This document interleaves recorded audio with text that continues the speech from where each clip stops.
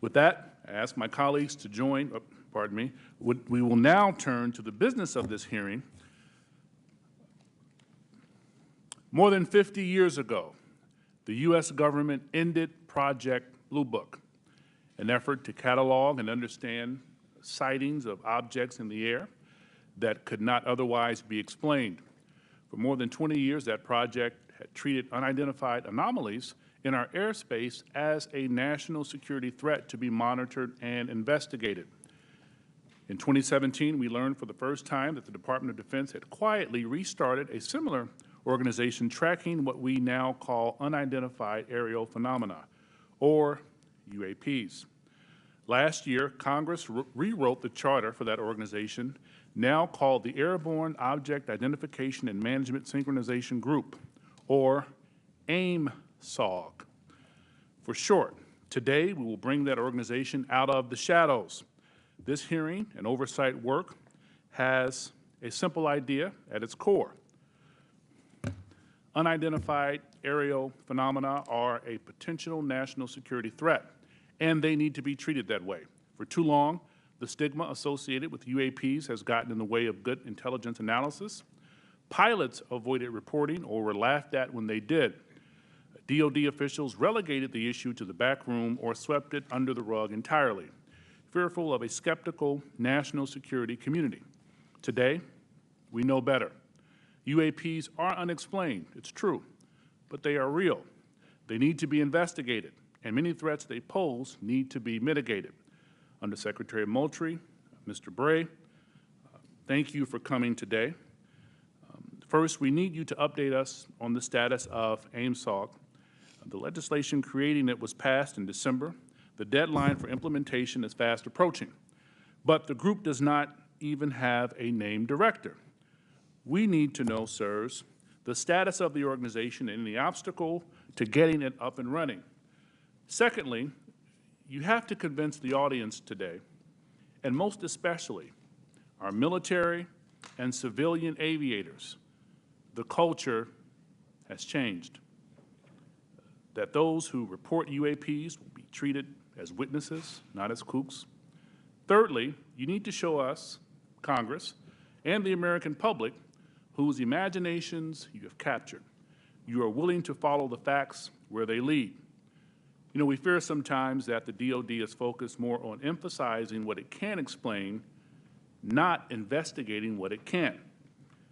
I'm looking for you to assure us today that all conclusions are on the table. One final note, we are mindful today that AIM-SOG is not starting from scratch. This is the third version of this task force in DoD, and civil society groups like the Mutual UFO Network, Mr. Corbell and others have been collecting data on this issue for years. I hope you'll explain how you can leverage the knowledge and experience of our prior work on this matter to move the AIM-SOG along. The last time Congress had a hearing on UAPs was half a century ago. I hope that it does not take 50 more years for Congress to hold another, because transparency is desperately needed. I now turn to Ranking Member Crawford for comments he'd like to make. Thank you, Mr. Chairman. Honorable Moultrie and Mr. Bray, thank you for coming here today. We appreciate it to begin the open dialogue between Congress and the executive branch on this important topic. While this topic evokes creative imaginations of many, aside from all the hype and speculation, there are important underlying issues posed by UAPs. Despite the serious nature of this topic, I have to say I'm more interested in our understanding of Chinese and Russian hypersonic weapon development, or understanding why this administration was so slow to share actionable intelligence with the Ukrainians. However, inasmuch as this topic may help us better understand unknown activities of Russia and China, I am on board. The intelligence community has a serious duty to our taxpayers to prevent potential adversaries such as China and Russia from surprising us with unforeseen new technologies. As overseers of the intelligence community, this committee has an obligation to understand what you are doing to determine whether any UAPs are new technologies or not. And if they are, where are they coming from? In general, the IC spends much of its time and resources trying to understand what we call known unknowns. When it comes to foreign nations' weapons systems and sensors, known unknowns are those features that we don't fully understand yet. The challenge associated with UAP is that they are completely unknown and require a more expansive collection and analysis effort. The intelligence community must balance addressing known threats to our national security with preventing technical surprise. We must continue to follow the facts where they lead us and ensure that there are no technical surprises. The IC must take it seriously when there are credible observations of phenomena that seem to perform in ways that could pose a threat to safe flight operations, or that could be signs of a foreign adversary's attempt to develop a strategic technological surprise against the United States. It's also essential that our pilots and others feel they can report UAPs they observe without any stigma for doing so.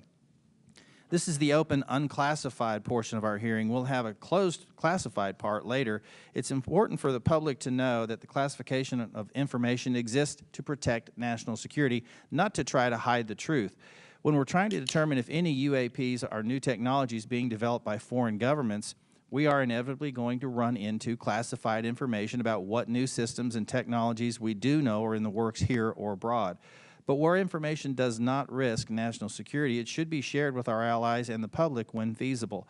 I hope that we can have your assurance to this end today. It's my hope that the intelligence community will continue to try to determine the nature of UAPs we've observed and will keep Congress fully apprised of all developments. I look forward to this hearing and continued dialogue and oversight with the intelligence community on this topic. And with that, I yield back.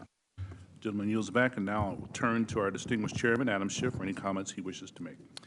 Thank you, Chairman Carson, for holding this open hearing on unidentified aerial phenomenon and for your leadership on this issue.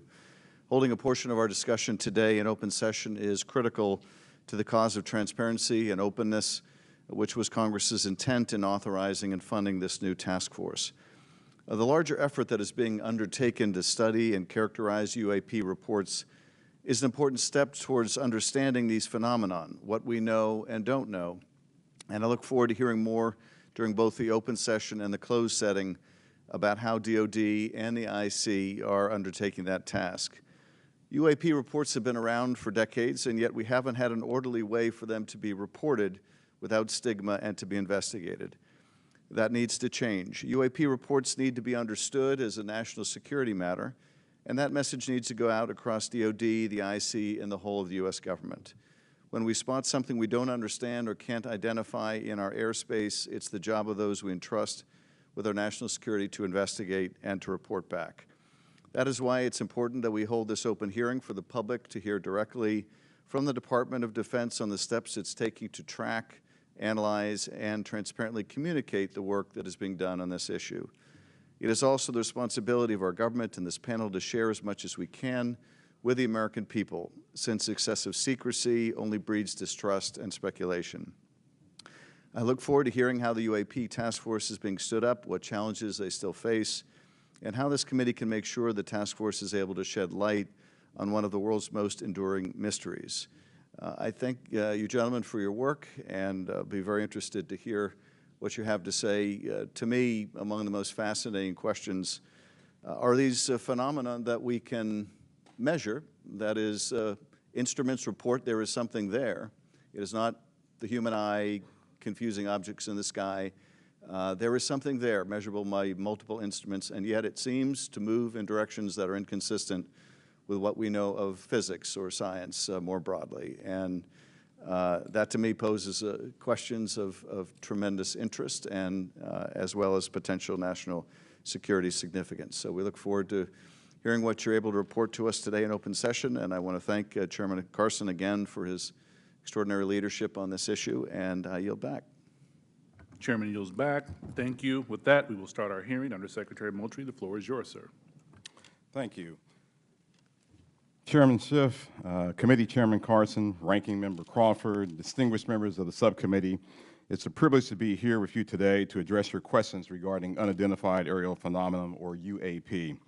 I'm pleased to be joined by Mr. Scott Bray, the Deputy Director of Naval Intelligence, who will speak to the Navy's Unidentified Aerial Phenomenon Task Force, which laid the foundation for the efforts we will discuss today. First, I'd like to thank Congress for supporting the Department's UAP efforts. The NDAA for fiscal year 2022 has helped us to establish a dedicated office to oversee processes and procedures for the timely collection, processing, analysis, and reporting of UAP-related data. What are UAP? Put simply, UAP are airborne objects that, when encountered, cannot be immediately identified.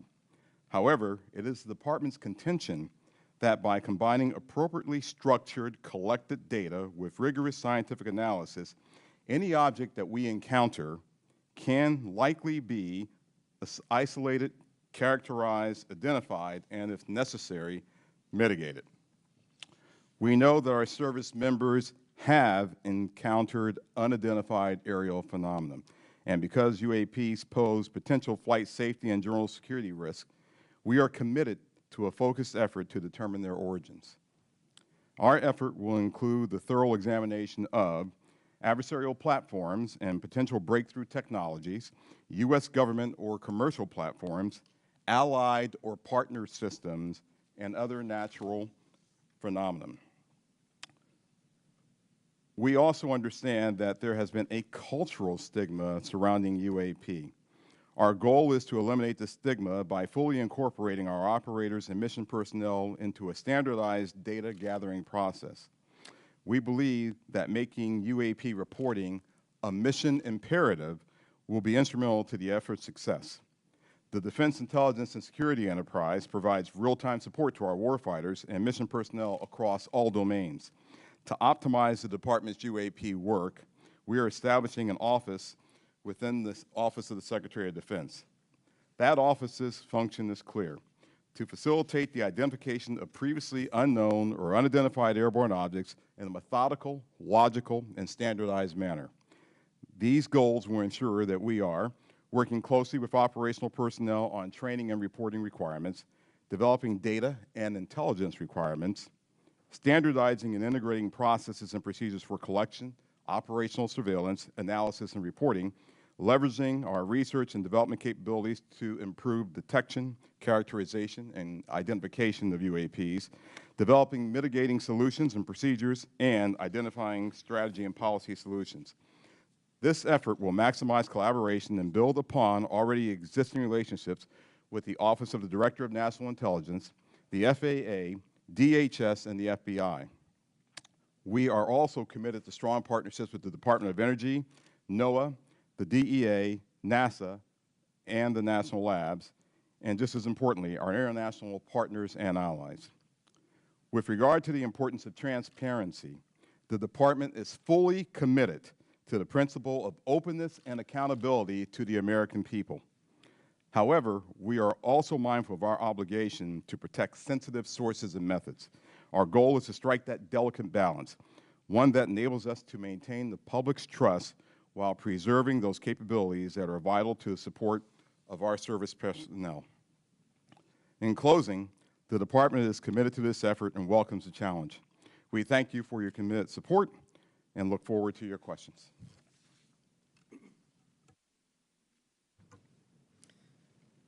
Chairman Schiff, Chairman Carson, Ranking Member Crawford, and committee members, thank you very much for the opportunity to be here today to highlight the ongoing work of the Department of Defense regarding unidentified aerial phenomena.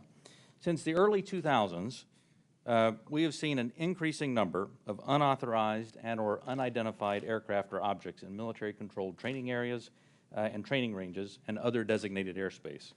Reports of sightings are frequent and continuing.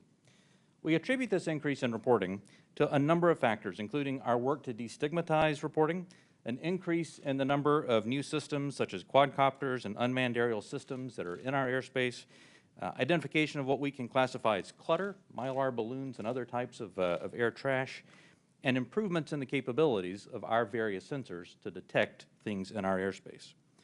Almost 2 years ago, in August of 2020, Deputy Secretary of Defense Nordquist directed the establishment of the Unidentified Aerial Phenomena Task Force within the Department of the Navy.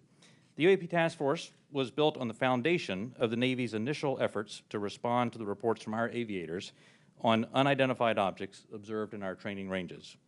The basic issues then and now are twofold.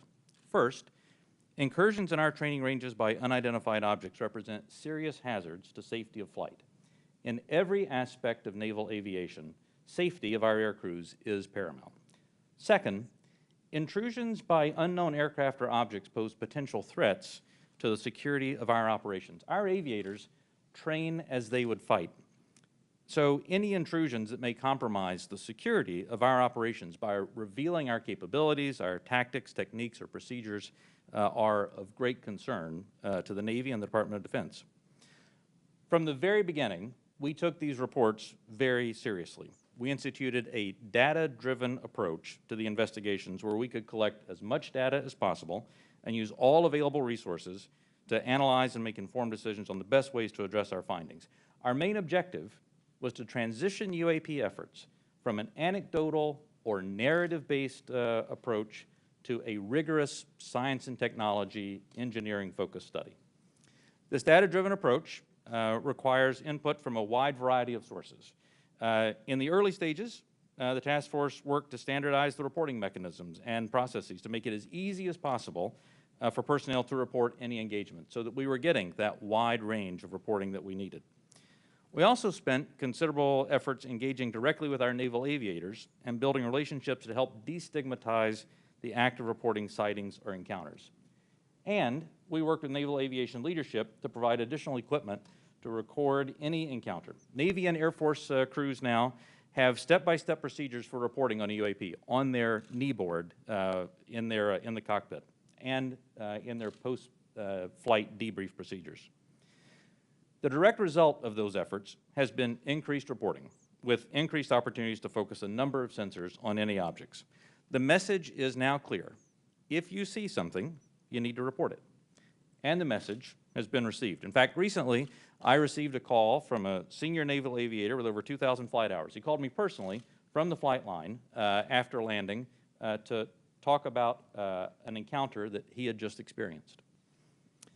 Those were just the initial steps. We also made a concerted effort to assemble subject matter experts from across the Department of Defense and the intelligence community and other U.S. government agencies and departments. We forged partnerships with the research, development, and acquisition communities, with industry partners, and with academic research labs, and we brought many allies and international partners into our discussions on UAP.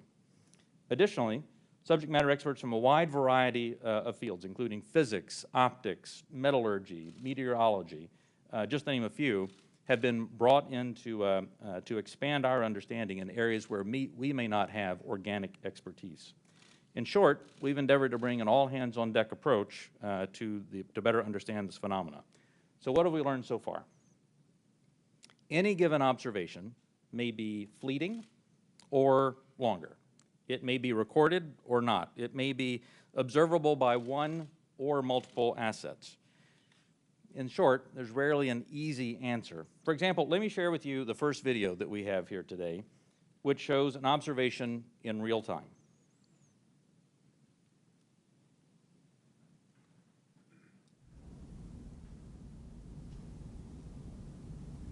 There it was. That's, in many cases, that's all that a report may include.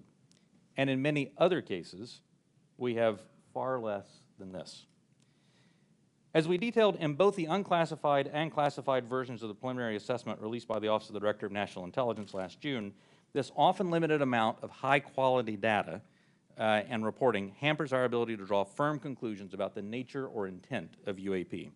As detailed in the ODNI report, if and when individual UAP incidents are resolved, they likely fall into one of 5 potential explanatory categories: airborne clutter, natural atmospheric phenomena, U.S. government or U.S. industry developmental programs, foreign adversary systems, or a other bin that allows for a holding bin of difficult cases and for the possibility of surprise and potential scientific discovery. We stand by those initial results. Since the release of that preliminary report, the UAP Task Force database has now grown to contain approximately 400 reports. The stigma has been reduced. We've also made progress in resolving the character of a limited number of UAP encounters. For example, let me show you a couple of another video and image taken years apart in different areas. In this video, U.S. Navy personnel recorded what appears to be triangles, some flashing, recorded several years ago, off the coast of the United States. This was recorded while the U.S. Navy ship observed a number of small unmanned aerial systems in the area. And importantly, the video was taken through night vision goggles with a single lens reflex camera. These remained unresolved for several years.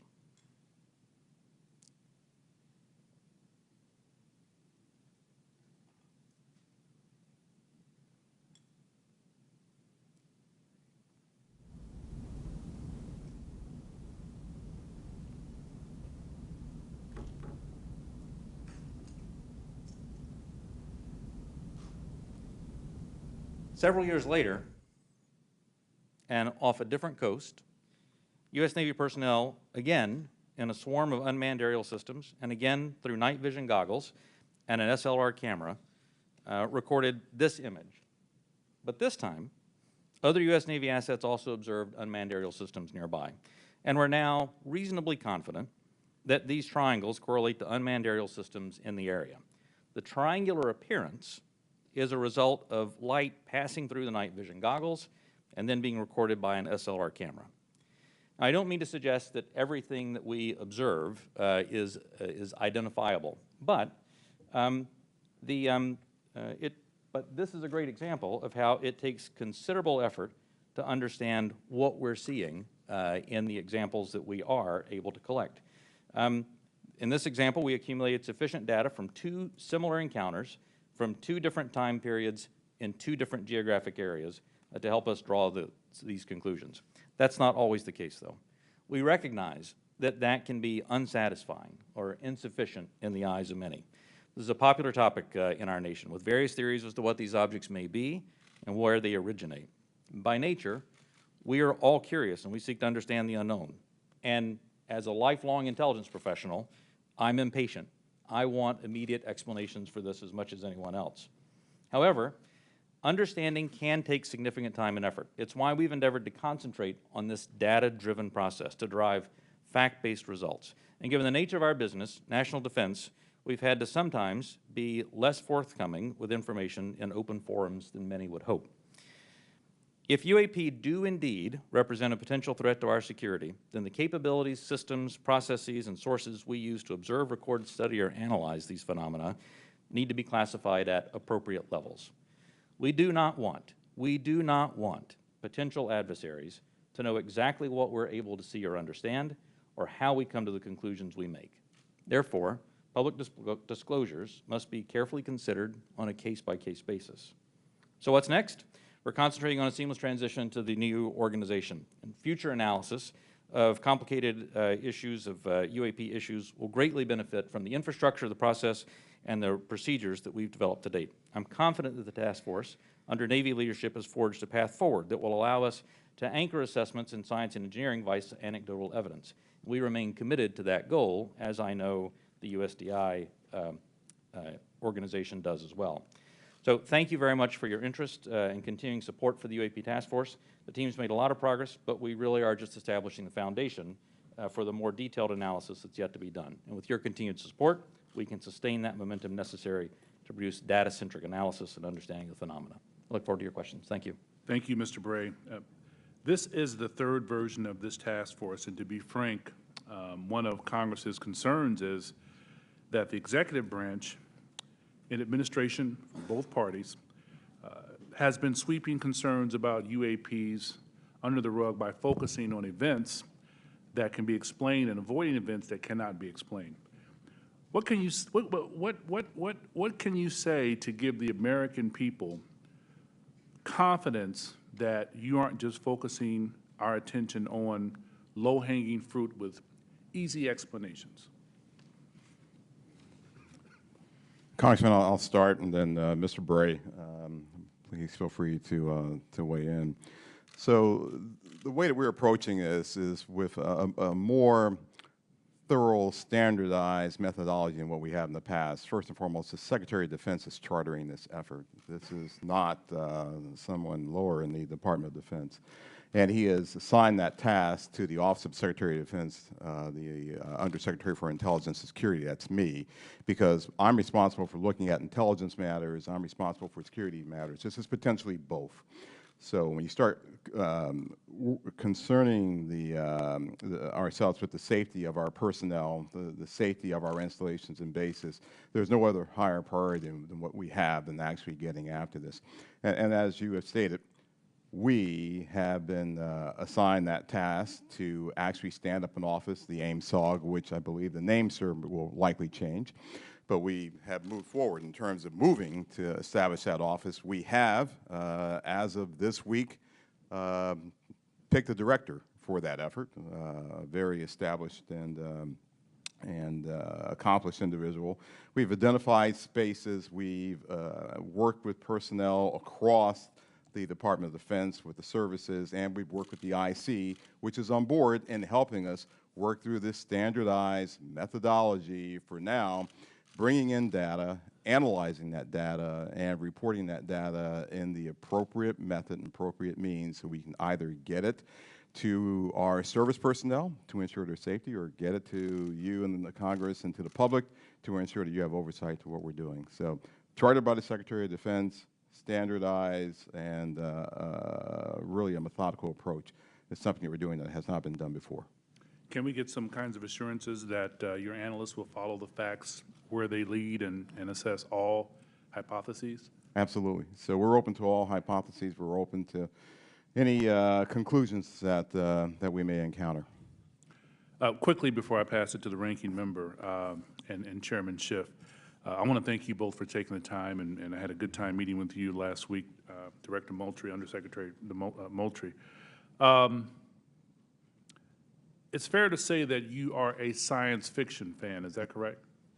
It is fair to say that I am an inquisitive mind who has spent 40 years in the intelligence field and has focused on both science and science fiction. That is fair. Could you tell us about it? Yeah, well, yeah, look, my generation grew up looking at space sagas and the Apollo program. So all of us who grew up in the 60s were just thrilled by watching our first astronaut land on the moon. That was a momentous occasion. To people who were of different generations, some of them didn't believe that it happened. I still have relatives and friends who don't believe it happened, right? Science fiction to them. But to us, it was, no, that's the progress that we've made. And so I was enthralled by that, and I've taken that to heart. I enjoy the challenge of what may be out there. I have mentioned to you that, yes, I have followed science fiction. I have gone to conventions, even. I'll say it on the record. Got to break the ice somehow. But, you know, I have done that, right? But there's nothing wrong with that. Don't necessarily dress up, but I do, you know, I do believe that it's important to show that the Department of Defense has, you know, we have character, and we're people just like you, just like the American people. We have our inquisitiveness. We have our questions. We want to know what's out there as much as you want to know what's out there. We get the questions not just from you, we get it from family members. And we get them night and day, not just in committee hearings. So finding what's out there is important, but first and foremost, it's important for us to do that so that we can ensure that our people, our personnel, our aviators, our bases and installations are safe. And then that curiosity factor is something else that we just want to know, because that's the human race. It's just, you know, that insatiable desire to know. Thank you, sir. Ranking Member Crawford. Mr. Moultrie, you said you don't necessarily dress up. That wasn't a real strong statement. Gentlemen, thank you for being here today. We appreciate it. And thank you, Mr. Moultrie, for breaking the ice the way you did. Appreciate that. The inability to understand objects in our sensitive operating areas is tantamount to an intelligence failure that we certainly want to avoid. This is not about finding alien spacecraft, but about delivering dominant intelligence across the tactical, operational, and strategic spectrum. So my question is, how can AIM-SOG lead to prevention of intelligence surprises? Sure, I'll start with that. So the goal of our effort is to integrate it into what we already do on a normal basis, which is look for the unknowns, Congressman, as you stated in your opening remarks, across all domains. So we've been doing this for decades. We've been looking at the space domain, looking at space objects, looking at space weather, looking at space phenomena. We've been looking at things in the air domain, and we, as you know, and I'll talk more about this in classified session, but we have a very concerted effort to understand adversarial platforms and adversarial developmental programs. And we do that also in the ground domain, and of course we're very interested in what happens in the underwater or sea domain, if you will, subsurface domain. So if there are objects that our aviators or air crews are encountering in this air domain, and their sensors are discovering or detecting some of these objects, we want to just bring that in to the normal process that we have for identifying unknown unknowns. We want to make sure we have the intelligence requirements that allow us not only to look at that event from the time that it occurs forward, but maybe retrospectively we want to go back and see if we can get to the left of that event to say, was there some developmental program that we, to get to your technical surprise issue, sir, that we should have known about? And if so, how do we put that intelligence requirement in place to ensure that we are following an adversarial development or any other development that may be out there? So that's what we want to do in terms of normalizing this and bringing it into the normal process of how we identify unknown unknowns. So you mentioned fidelity, and I think it's important to talk about the relationship from the Navy as the lead agency on this. How do you interact with Space Force, Air Force to create that degree of fidelity? We're talking about sensors and so on, and I guess where I have some concerns that many of the images that we see commonly in this committee and even in open source, the resolution and the clarity that would allow a robust technical intelligence analysis is challenging. So is AIMSOC prepared to address the quality and quantity of data collected on UAP to advance intelligence collection? And do you have the adequate sensors you need to collect that high-quality data? One of the lines of effort that we have is looking at our sensor capabilities and to understand whether or not, as the video showed that Mr. Bray displayed, sometimes it's very fleeting data that we have on some of these objects. And we want to make sure that, one, our systems are calibrated to actually be able to collect on the objects. You know, our sensors today they're calibrated for specific things. We want to make sure they're calibrated for things of this nature, things of this size, things of this velocity, if I can use that term. We want to make sure that once we have that data is stored in some standardized method that we can then extract and that we can feed into our system real time. So we do not want this to take some prolonged period of time for us to get that data. But our goal is absolutely to have that high fidelity information that we get from all sensors, and we want to be able to integrate that with what we may have off of ground-based sensors. So whatever we may have on a platform, whatever we may have on the ground, whatever we may have from other sensors that we may have in different domains, we want to be able to integrate that all and get this integrated picture as we would, as I said, with any other unidentified objects or things that we are tracking as a part of our normal intelligence responsibilities. Thank you. Last question, Mr. Bray, if you would. I'm a Navy pilot. I've encountered a UAP. Walk me through the reporting protocol once I see something that I think needs reported. The first thing that aviator would do after landing as a part of their normal debriefing is they would contact their intelligence officer. Their intelligence officer would then walk them through first filing data preservation to ensure that whatever sensor data may be on the aircraft, that we preserve that so that it's available for later analysis. Second, they would actually fill out a form that includes details like where they were operating, altitudes they were operating, speeds, what they observed, whatever sensor data they may have recorded from that. And then that report is filed. It goes two places. One, it goes through the operational chain of command so that operational units are aware of what's being observed, and also through the UAP Task Force so that they can take that data, database it, and quite often have individuals from the task force contact the aviator and ask them additional questions if there were things that weren't clear in the report. That then goes into a database where we begin to compare it with other observations that we have, again, comparing for locations, comparing for altitudes, speeds, shapes, if any RF emissions were detected from the platform, all of that so that we can try to reach some conclusions on that. Thank you. Yield back. Gentleman yields back. Chairman Schiff. Thank you, Mr. Chairman. Mr. Bray, can you rerun that first image that looked like it was outside of a plane window? And if you wouldn't mind going up to the screen and tell us what we're seeing. Not that you can necessarily tell us what we're seeing, but right. Explain what we should be looking at in that first image. Absolutely. And Alexi, what I'll ask is if you can stop it at a certain point.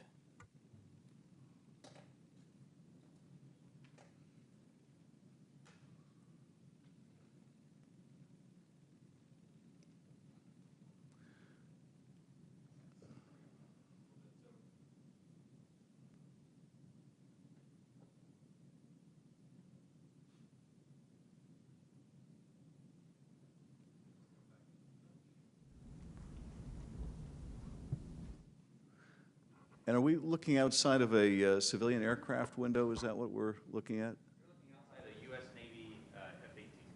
Okay. And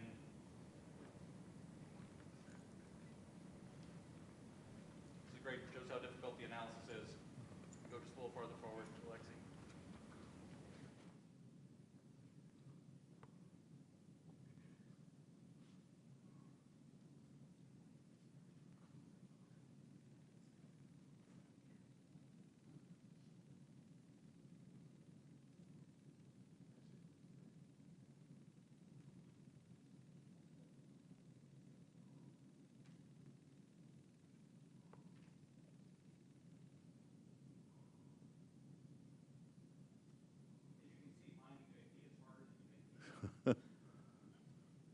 What you'll find eventually on this, when we find the right frame, is we're literally about one frame here. There's a spherical object that passes right through here, passes right through there because the aircraft is moving pretty fast in the direction of the fly by. And Is that it right there? that's very long. Can you point to the screen again, what we're supposed to be looking at?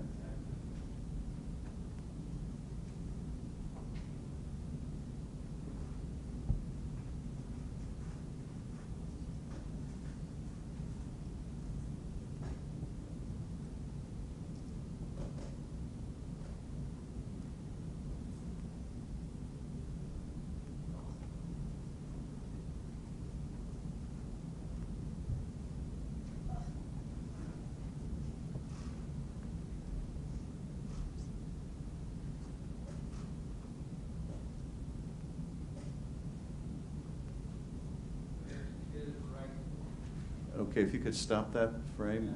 No, that's not the one.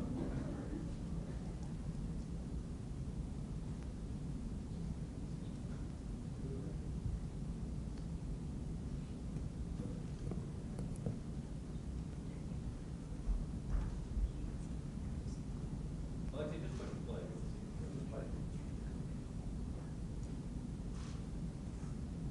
Here's what you'll see coming up right here is a airline. Now back up just a little. Spherical object right here, zooms by the window, right in this area right there. There we go. Could you see that part right there again, going by? I think we're having a hard time stopping at the right spot.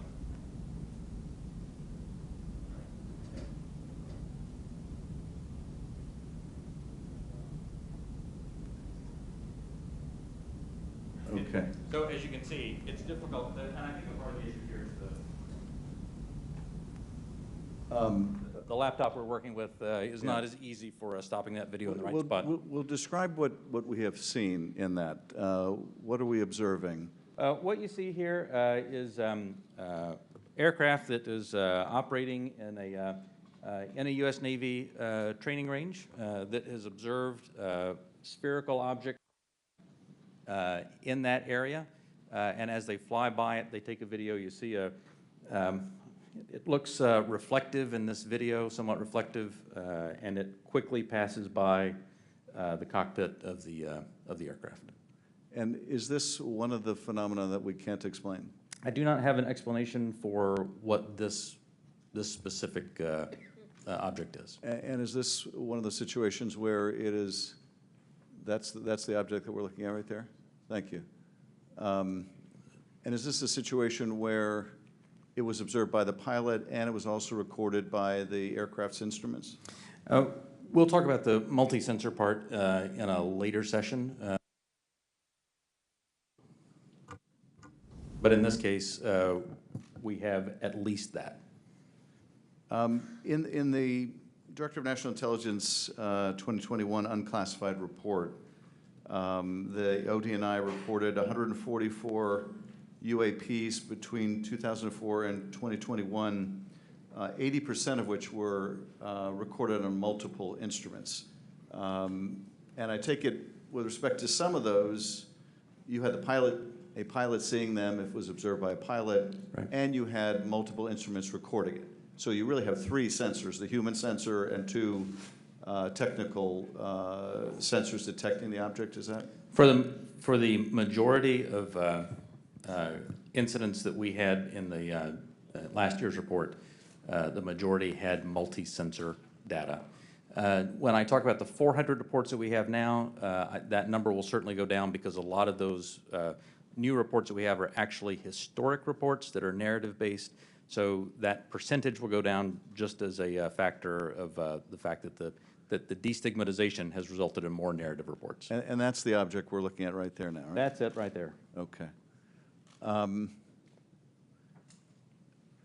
Last year's report also said that of those 144, 18 of them reportedly appeared to exhibit unusual flight characteristics, appear to demonstrate advanced technology, and some of them appeared to remain stationary in winds aloft, move against the wind, maneuver abruptly, or move at considerable speed without discernible means of propulsion. That's pretty intriguing.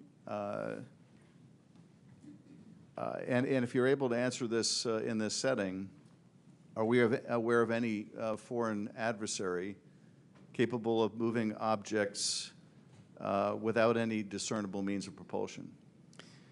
I think I would, without discernible means of propulsion, I would say that we're not aware of any adversary that can move an object without discernible means of propulsion. The question then becomes, in many of these cases where we don't have a discernible mean of propulsion in the data that we have, in some cases there is likely sensor artifacts that may be hiding some of that. There's certainly some degree of something that looks like signature management that we have seen from some of these UAP, but I would caution. I would simply say that there are a number of events in which we do not have an explanation, in which and there are a small handful in which there are flight characteristics or signature management that we can't explain with the data that we have. We'll continue. Those are obviously the ones that are of most interest to us. Earlier, when we asked about how you avoid technological surprise, the biggest way you avoid technological surprise is by collecting this type of data and by, importantly, calibrating the assumptions that you go into with how you do that analysis. I'll tell you, within the UAP Task Force, we have one basic assumption, and that is that generally speaking, our sensors operate as designed. And we make that assumption because many times these are multi-sensor collections. We make no assumptions about the origin of this or that there may or may not be some sort of technology that we don't understand. That's, I think, the key to avoiding technological surprises by calibrating those assumptions.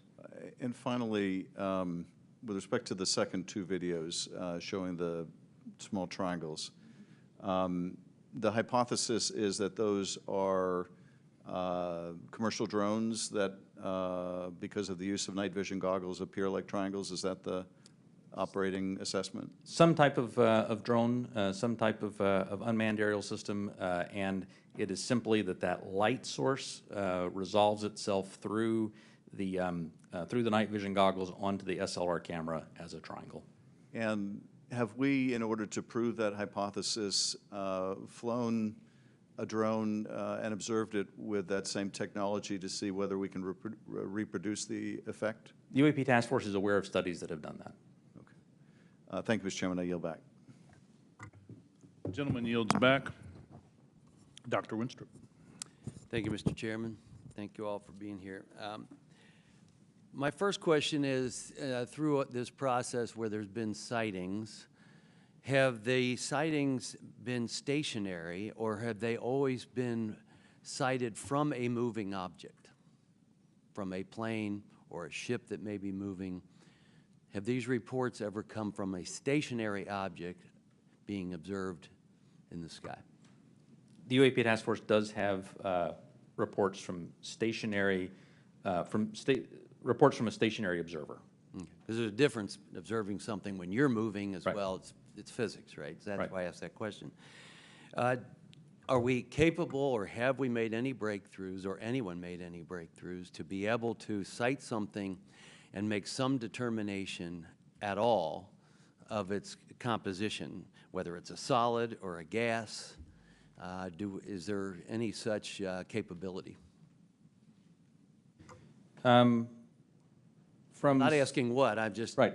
From some of the returns, I mean, it's clear that that the majority, well, it's clear that many of the observations we have are physical objects from the sensor data that we have.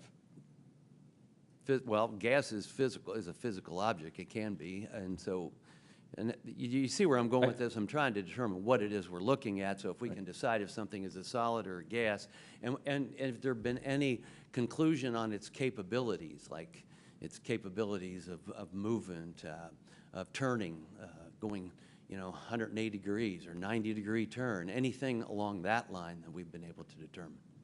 Within the, and again, I should point out that, that there is not a single explanation for UAP.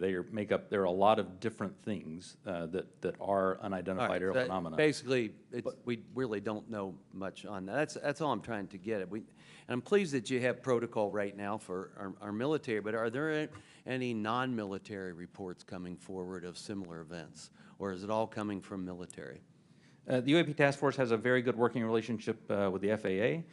They have very good working relationship with other parts of the U.S. government so that we can ingest reports from Do we have from any those sources. reports non-military? Yes. Thank you. That's my question. And do we need to put out protocol for civilians that may be in that arena, like through FAA? Do you think that would be appropriate and helpful? I think standardized reporting, without a doubt, is key to helping us get to ascertain what some of these are. I think it would be important as well. There are other people besides the U.S. that have had these experiences and reported them. Is that correct? There are. That's correct. Is it all of our allies, or is it allies and adversaries? What have we learned publicly? So some of that, I think, sir, we'll save for closed session. Well, that goes to my next question. Publicly, have others made anything which would not have to be considered closed? I don't want you to answer what they've said necessarily. Allies have seen these. China has established its own version of a UAP task force, so clearly a number of countries have observations of things in the airspace that they can't identify. And do we share data with some, with all? Are they sharing with us? We share data with some, and some share data with us. But not necessarily all that have publicly reported something? That's correct. Okay. And I think that's an important thing, and for the other session, actually, that we don't discuss that now. Because, obviously something like this can be a national security challenge for us, no doubt about it. If they're developed by an adversary through some breakthrough technology, they can be very disruptive to our military actions, or at least serve as a distraction. So my caution would be careful who we share our data with, and don't necessarily trust some of the data we may get from someone else. And with that, I yield back. Gentleman yields back. Mr. Himes. Thank you, Mr. Chairman. One of the objectives of this open hearing is to try to erode some of the stigma that attaches to, in particular, our military men and women reporting this. It's obviously really very serious because should one of our adversaries have developed a technology that we don't know about it, we need to know about it yesterday. And obviously, any sort of stigma that prevents our military from reporting this data as comprehensively as possible is a national security threat. So I really just have two questions in the service of that goal. The first is, the chairman asked that we run that video again. Most people, when they see a video, we're all used to seeing things from a car, seeing things from a sidewalk. Very few people have the experience of observing something through night vision goggles at Mach 1.5. So just talk for a minute about, if you would, whichever of you is most appropriate, how radically different observation is at high speed and 3-dimension than it is for most of us who walk around and drive cars. So the first thing I think that's important to note about this is there are lots of things when you are moving very fast and an object is between you and a stationary reference point like the ground, it gives a lot of different impressions about how quickly something is or isn't moving. And it actually means that it is a challenge, especially with narrative-based data, to get a lot of information on that. That's why the sensor data is so important, because things do happen very quickly, as you see there. And sometimes things that happen very quickly, something may be moving very slow. That aircraft is moving quite fast. How fast that object is moving that goes by is probably very slow. So I guess my point is that an observation, either a visual observation or a electronic observation, infrared or whatever, looks radically different than it does to most people. Even instruments are on gimbals and that sort of thing, so that creates a very unusual view to, again, those of us who are used to seeing things in 2 dimensions largely. And second question. I think, Mr. Bray, you said something that I want to unpack a little bit. A number of these UAPs, you said, we can't explain. Again, in the service of sort of reducing speculation and conspiracy theories, we can't explain can range from a visual observation that was distant on a foggy night, we don't know what it is, to we've found an organic material that we can't identify, right? Those are radically different worlds. So when you say we can't explain, give the public a little bit better sense of where on that spectrum of we can't explain we are. Are we holding materials, organic or inorganic, that we don't know about? Are we, picking up emanations that are something other than light or infrared that could be deemed to be communications? Give us a sense for what you mean when you say we can't explain. Sure. When I say we can't explain, I mean exactly as you described there, that there is a lot of information, like the video that we showed, in which there's simply too little data to create a reasonable explanation. There are a small handful of cases in which we have more data that our analysis simply hasn't been able to fully pull together a picture of what happened. And those are the cases where we talk about where we see some indications of flight characteristics or signature management that are not what we had expected. When it comes to material that we have no material. We have detected no emanations within the UAP Task Force that would suggest it's anything non-terrestrial in origin. So there's, when I say unexplained, I mean everything from too little data to the data that we have doesn't point us towards an explanation, but we'll go wherever the data takes us. Again, we've made no assumptions about what this is or isn't. We're committed to understanding these, and so we'll go wherever that data takes us. Thank you. That's very helpful, and so I think it bears emphasis. When you say we can't explain, everything that you can't explain is in a bucket called data. Is that correct? And that would mean data collected by sensors, visual observations, everything that we can't explain, quote unquote, is in a bucket called data. Right. A narrative report from the early 2000s, if it just had a little bit of information on it, would be in our database and it would be unresolved. I would add to that, it's insufficient data. I mean, that's one of the challenges we have. Insufficient data either on the event itself, the object itself, or insufficient data or plug-in with some other organization or agency that may have had something in that space at that time. So it's a data issue that we're facing in many of these instances, Congressman. Understood. Thank you very much. Yield back. Gentleman yields back. Mr. Gallagher. Thank you, Mr. Chairman. Thank you for allowing me to join this hearing. I really appreciate the witness's testimony. Mr. Moultrie, as the chairman mentioned, DoD had an initiative to study UFOs in the 1960s called Project Blue Book. It's also been well reported in our briefing and in other places that we have more recent projects, specifically ATIP. Could you describe any other initiatives that the DoD or DoD contractors have managed after Project Blue Book ended and prior to ATIP beginning? Did anything also predate Project Blue Book? So I can't speak to what may have predated Project Blue Book. I mean, of course, there's Roswell and all these other things that people have talked about over the years. I'm familiar with Blue Book. I'm familiar with ATIP. I haven't seen other documented studies that have been done by DoD in that regard. So you're not aware of anything in between Project Blue Book and ATIP? I'm not aware of anything that's official that was done in between those two. Hasn't been brought to my attention. Okay. Additionally, are you aware of any other DoD or DoD contract programs focused on UAPs from a technological engineering perspective?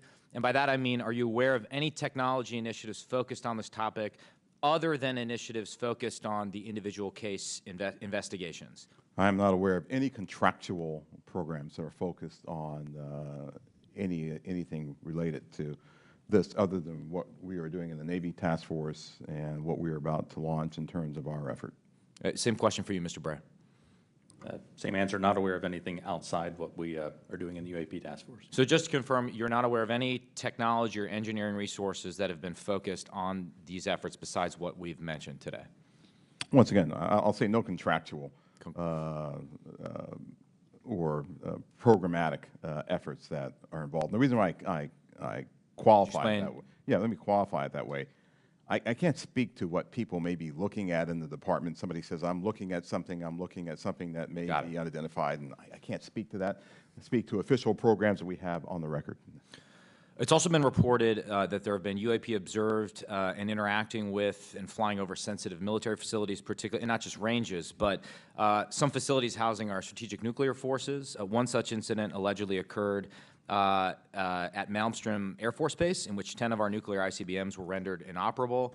At the same time, a glowing red orb was observed overhead. I'm not commenting on the accuracy of this. I'm simply asking you whether you're aware of it and whether you have any comment on the accuracy of that report. Let me pass that to Mr. Bray, if you've been looking at UAPs over the last 3 years. That data is not within the holdings of the UAP Task Force. Okay, but are you aware of the report, or that the data exists somewhere? I have heard stories. I have not seen the official data on that. So you've just seen informal stories, no official assessment that you've done or exists within DoD that you're aware of regarding the Malmstrom incident? All I can speak to is what's within my cognizance of the UAP Task Force, and we have not looked at that incident. Well, I would say, I mean, it's a pretty high-profile incident. I don't claim to be an expert on this, but that's out there in the ether. You're the guys investigating it. I mean, who else is doing it? If something was officially brought to our attention, we would look at it. There are many things that are out there in the ether that aren't officially brought to our attention. So how would it have to be officially brought to your attention? I'm bringing it to your attention. Sure, so, this is pretty official. Sure. So we'll go back and take a look at it, but generally there is some authoritative figure that says there is an incident that occurred. We'd like you to look at this. But in terms of just tracking what may be in the media that says that something occurred at this time, at this place, there are probably a lot of leads that we would have to follow up on. I don't think we are resourced to do that right now. Well, I don't claim to be an authoritative figure, but for what it's worth, I would like you to look into it. And sure. if for no other reason, you could dismiss it and say this is not worth wasting resources on. Will do. And then finally, are you aware of a document that appeared around 2019, sometimes called the Admiral Wilson Memo or EW Notes Memo? I am not. You're not. Are you tracking? I'm not personally aware of that. Okay. This is a document in which, again, I'm not commenting on the veracity. I was hoping you would help me with that, in which a former head of DIA claims to have had a conversation with the Dr. Eric Wilson and claims to have sort of been made aware of certain contractors or DoD programs that he tried to get fuller access to and was denied access to. So you're not aware of that? I'm not aware, Congressman. In my 10 seconds remaining, then, I guess I just would ask, Mr. Chairman, unanimous consent to enter that memo into the record. Without objection. Thank you, Mr. Chairman. Appreciate it. Mr. Krishnamurthy. Thank you, Mr. Chair, and thank you to both of you for appearing today and for your public service.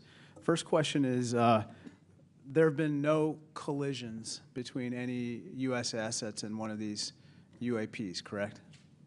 We have not had a collision. We've had at least 11 near misses, though. And maybe we'll talk about those 11 near misses or any place where there's close proximity. I assume, or tell me if I'm wrong, there's been no attempt, there's no communications or any kind of communication signals that emanate from those objects that we've detected, correct? That's correct. And have we attempted to communicate with those objects? No. So we don't even put out a alert saying, U.S.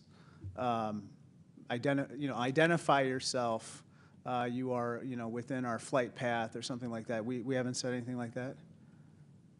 We've not put anything out like that. Generally speaking, for example, in the video that we showed earlier, it appears to be something that is, unmanned, appears to be something that may or may not be in controlled flight, and so we've not attempted any communication with that.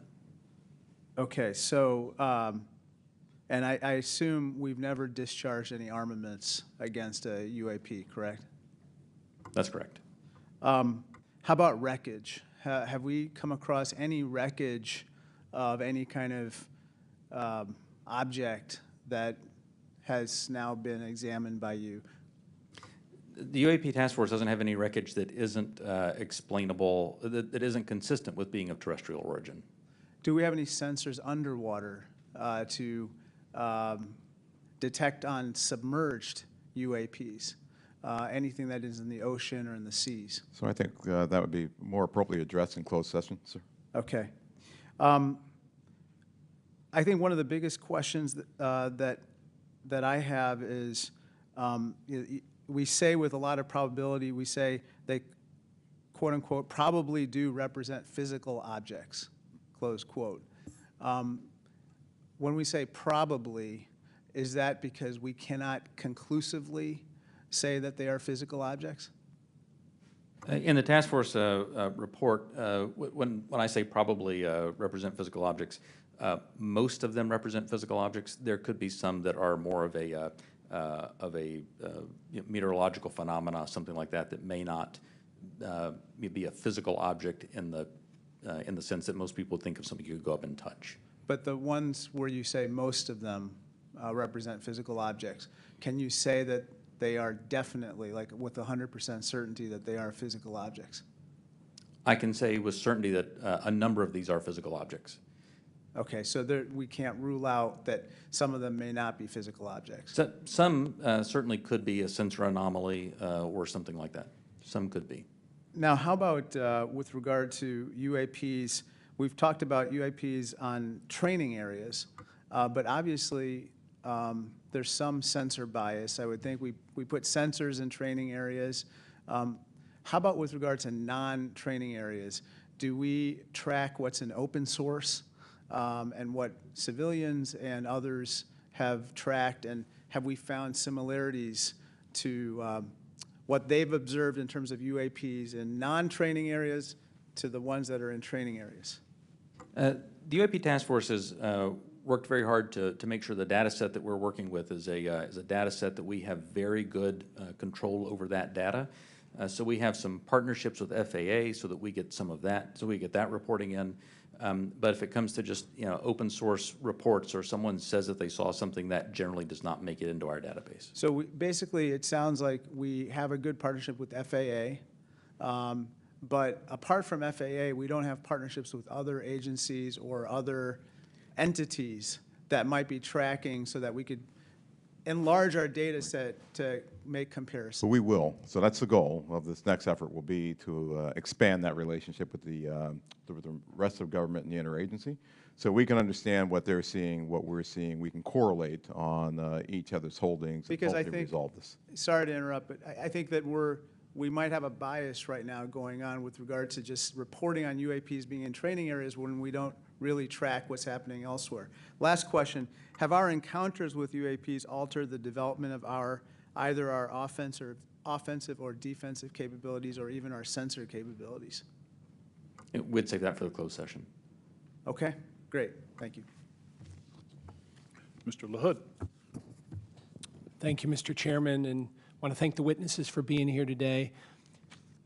Obviously, this topic of UAPs has attracted a lot of interest in people that are curious about this hearing today. As we talk about, and I would say there's a lot of what I would call amateur interest groups that are involved in the UAP field.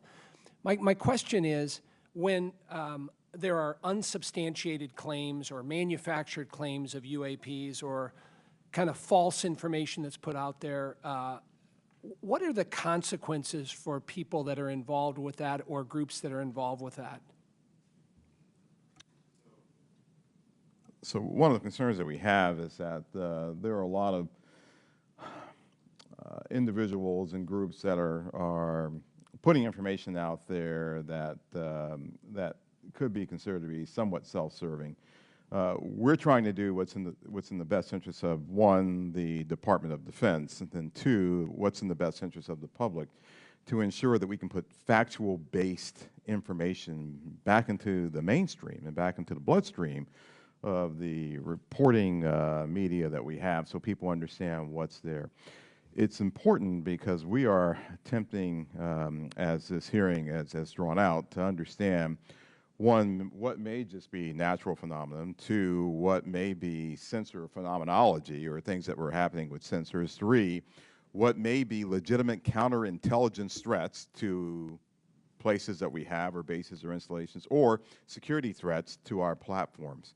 And anything that diverts us off of what we have with the resources that have been allocated to us, send us off in these spurious chases and hunts that are just not helpful. And they also they also contribute to the undermining of the confidence that the Congress and the American people have that we are trying to get to the root cause of what's happening here, report on that, and then feed that back into our national security apparatus so we are able to protect the American people and our allies. So it is harmful, it is hurtful, but hopefully if we get more information out there, we'll start to lessen the impact of some of those spurious reports. So just taking that a step further, that misinformation, false narratives, manufactured, so what are the consequences? Are there legal consequences? Are there examples that you can give us where people have been held accountable by this misinformation or disinformation? I can't give you, any examples where somebody's been legally held liable for putting something out there, but...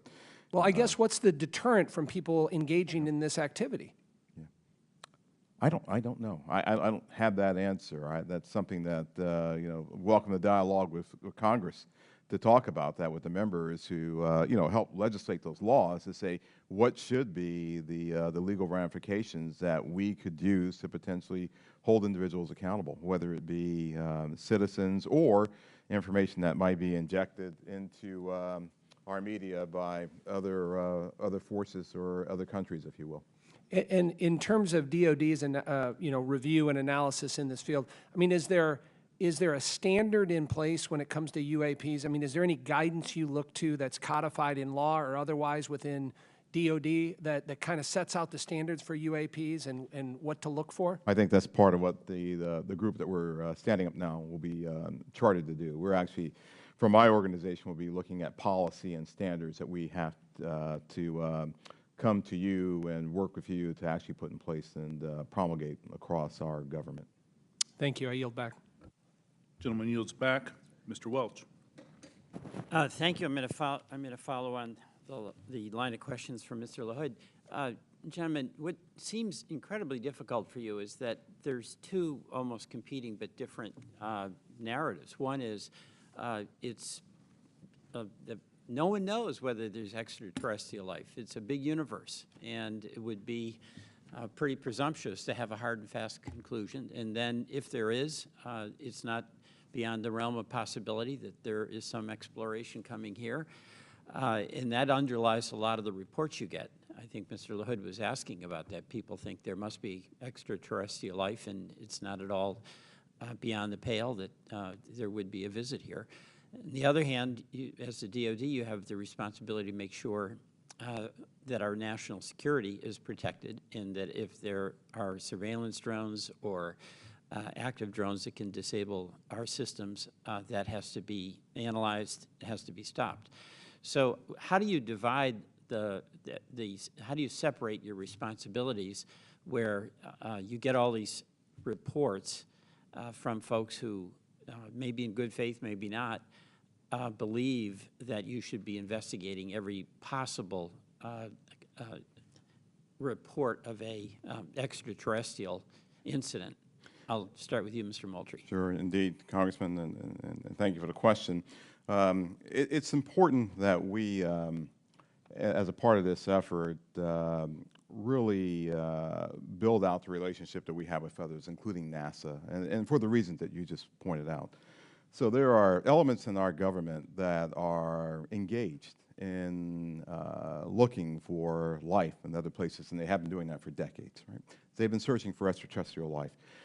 There are astrobiologists who have been doing this too. We're a part of that same government, and so our goal is not to potentially cover up something if we were to find something. It's to understand what may be out there, examine what it may mean for us, if there are any, from a defense perspective, any national security implications or ramifications, but then to work with organizations as appropriate, if it's a weather phenomenology with NOAA, if it's a potential for extraterrestrial life or an indication of extraterrestrial life, with someone like NASA. So the transparency actually is very important. Completely. For public consumption. Completely. But we're going to have a classified briefing, and without going into the details of what kinds of secrets that we can't share here, what is it, what are we protecting? I don't know if you can answer this question in this open forum, but in fact, your perception of what it is we have to, quote, protect. So I think right now what's really important for us to protect is how we know certain things. So there are a lot of things that we know, whether it be about the thinking of other leaders around the world, the weapon systems that are being developed, or how we detect things that may be threats to us. Many of those things are the result of some of our most sensitive sources and methods, and we'll use those things not just for this effort, but those same sources and methods are used to help protect us from adversaries and from others who might mean to do us harm. There aren't separate UAP sensors. There's not a separate UAP processing computer. There's not a separate UAP dissemination chain or whatever. So it's the same process. It's the same system that we have that helps us do all that. We need to protect that because this is something that we're looking at, but we're sure there are going to be other things that we'll look at in the future that will need those same sensors, we'll need those same sources and methods to help us do. So we're protecting the fact of that this nation has developed capabilities that enable us to know what may be threats to us and to counter those threats before they become something of a national issue. Thank you very much. I want to thank both you, Mr. Bray, and you, Mr. Moultrie, for your appearance today. I yield back. Gentleman yields back. Gentlemen, beyond videos, is there a range of other information that the executive branch has that would be valuable to the American people while protecting sources and methods, obviously? The details of individual encounters, including the time, place, and details of an encounter, and does the AIMSOG have a clear and repeatable process for considering public release as part of the process? Chairman Carson, the and do you commit to building that process if it's not in place? The UAP Task Force, you know, the security classification guide that the UAP Task Force has been operating under that I approved really was meant to protect those sources and methods and meant to protect any knowledge that an adversary intelligence entity may gain from understanding what we're tracking, how we track it, or when we're tracking it, or if we're not. And so that has been an important piece in the balance between transparency and preserving our warfighting advantage, because the U.S. military does train as it would fight. What I will commit to is, at least for that material that's under my authority as the Deputy Director of Naval Intelligence, for information that we have when it does not involve sources and methods, and when we can, with a reasonable degree of confidence, determine that it does not pose a foreign intelligence or national security threat, and it's within my authority to do so, I commit to declassifying that. So I believe very much in the transparency of this, and we work very hard to balance that with our national security needs. And I'll just add, Congressman, just over the last 3-4 months, I think that the intelligence community and the national defense apparatus have disclosed more information on various events than it has in probably the previous 10 years. You have our commitment to work closely with the Director of National Intelligence and others in the declassification and downgrading of intel apparatus to ensure that we can get whatever information that we can out to the American people and to the public writ large. Greatly appreciated, sir. Ranking Member Crawford. Thank you, Mr. Chairman. Representative Stefanik is en route, I believe, just real quickly, but in the interim, if I could, if you'll indulge me, I just have a couple of real small questions. One is, do we have an example? Can you cite a specific example of an object that can't be explained as having been human-made or natural? I mean,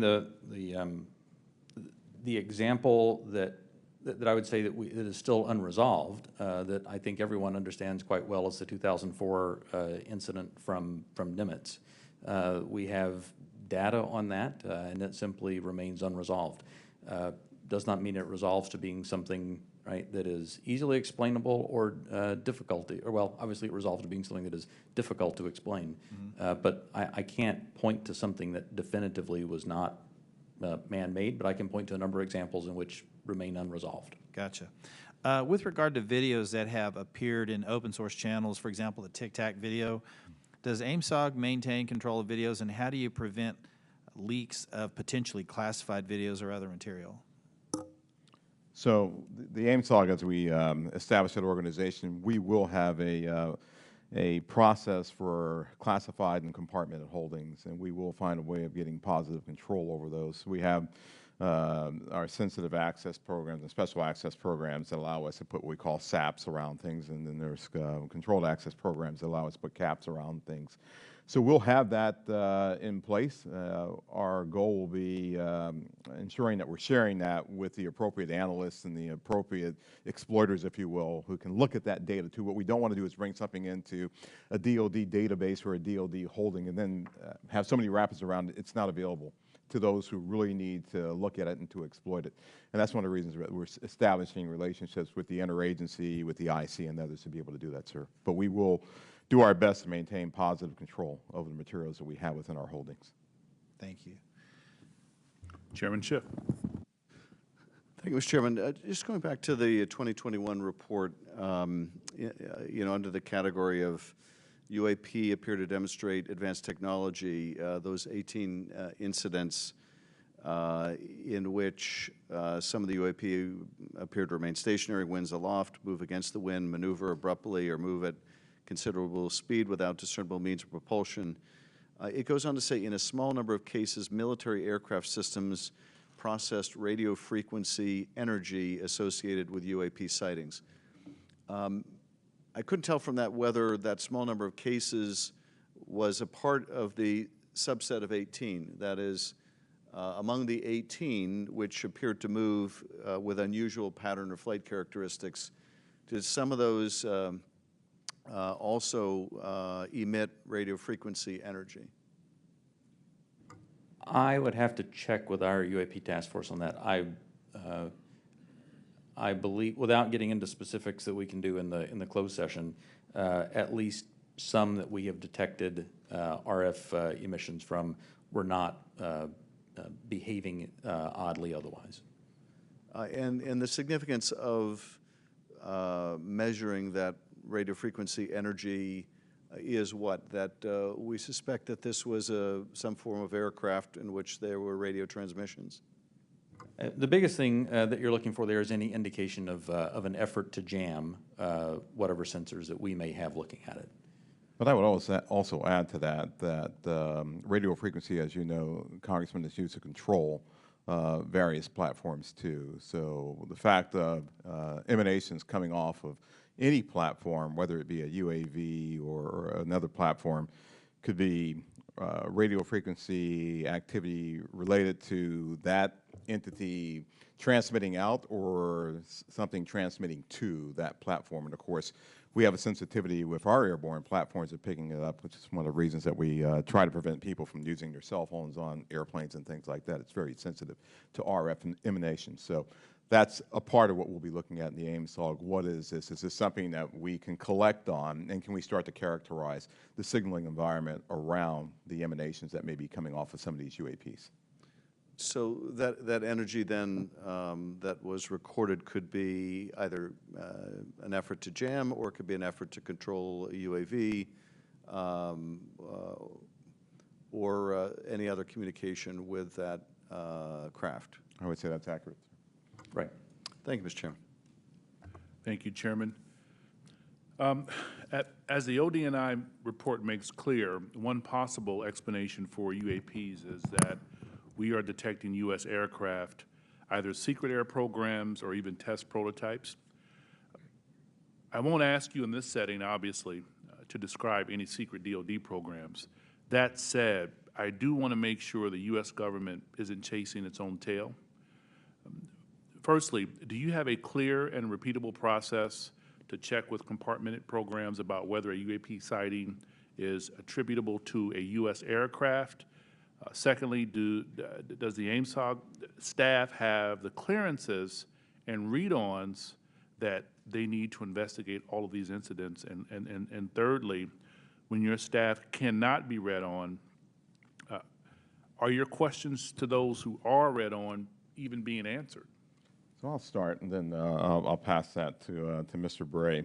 So we're very conscious of the potential blue-on-blue issue or U.S. on U.S., and so we've established relationships with organizations and entities that are potentially flying or developing platforms for their own interests, if you will. And our goal is to continue, and we have a repeatable process. I think we've had that process for some time, to deconflict activities that we may have to ensure that we are not potentially reporting on something that may be a developmental platform or a U.S. operational platform that is performing either testing or performing a mission.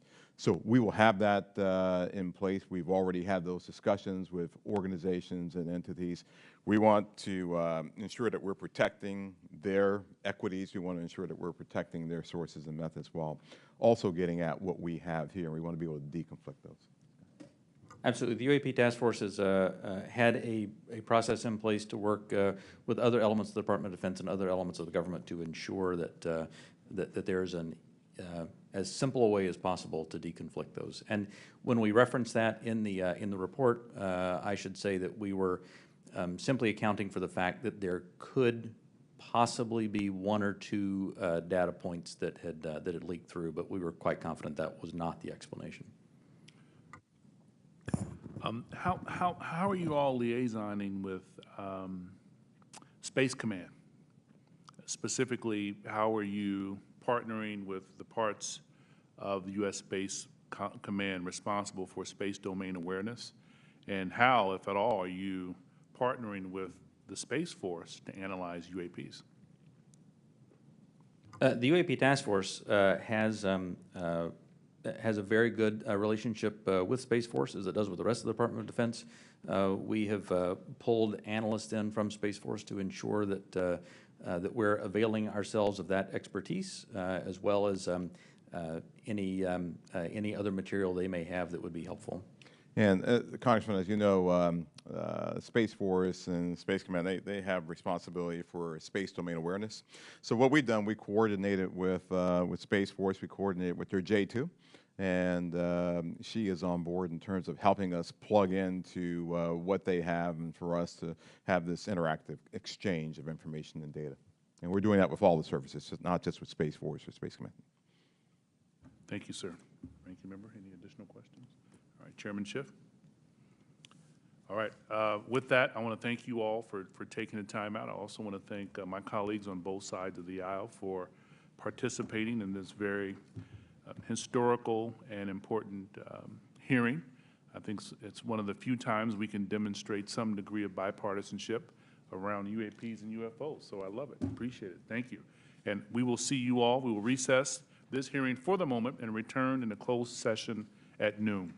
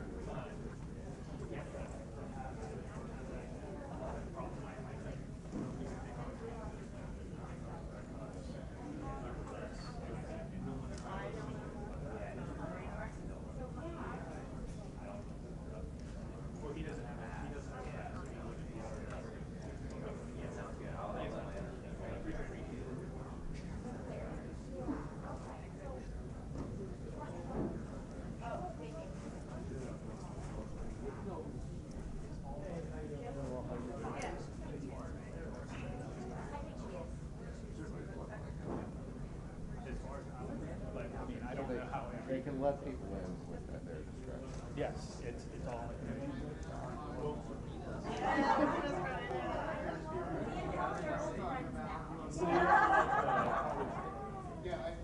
You met Manny and the rest of the crew. Montgomery.